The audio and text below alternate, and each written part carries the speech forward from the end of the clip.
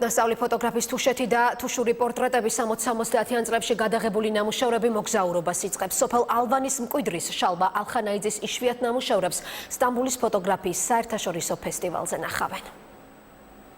ზღვის დონიდან 2200 მეტრზე გადაღებული ფოტოები გასული საუკუნის 60-70-იანი წლების თუშეთის ყოფას და თანამედროვეობას ასახავს. ნამუშევრების ავტორი თუში ფოტოგრაფია. შალვა ალხანაიძის აქამდე უცნობი ნეგატივები მის სახლში, მისი გარდაცვალების შემდეგ მისმა შვილიშვილმა იპოვა. საბჭოთა პერიოდში გადაღებული ფოტოებისა და მისი ავტორის შესახებ ცოტა რამაა ცნობილი. ეს არის იმ ფოტოების ნაკრები, სელექცია, რომელსაც შალვა ალხანაიძე ქმნიდა იმ დროს, როდესაც დაყვებოდა მწყემსებს, მეცხვარეებს, როდესაც იღებდა დღეობებს თუშეთის სხვადასხვა სოფლებში. არის უნიკალური მასალა, ძალიან მაღალი მხატვრული ფოტოგრაფიული ღირებულების.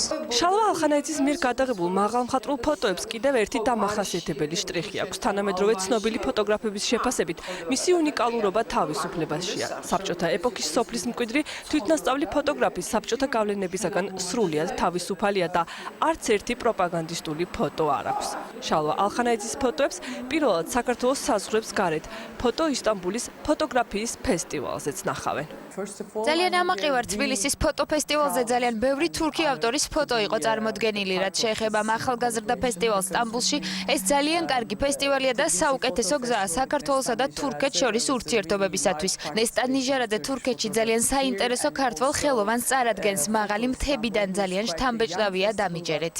ფოტო პასპორტისათვის და თუშეთის გზაზე. ორი ფოტოგრაფიული სერიის ექსპოზიციას შალვა ალხანაიძის შემოქმედებიდან სტამბულში 2 ოქტომბრიდან ნახავენ.